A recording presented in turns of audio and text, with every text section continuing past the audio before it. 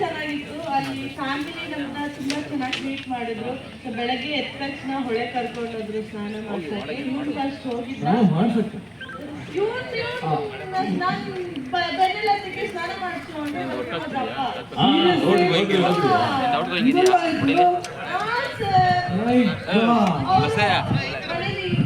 ನಾವೇ ಇಲ್ಲಿ ಬೆನ್ನಿಗೆ ಸ್ನಾನ ಮಾಡಿಸ್ತೀವಿ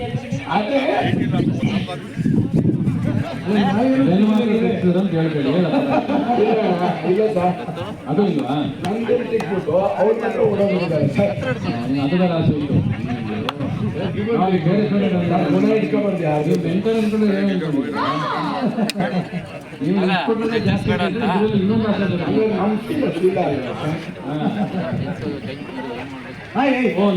ನೀನು ಶೀಲ ಬೆನ್ನಲ್ಲಿದ್ಯಾ? ನನಗೆ ಇಚ್ಚಿಲ್ಲ ಸರ್.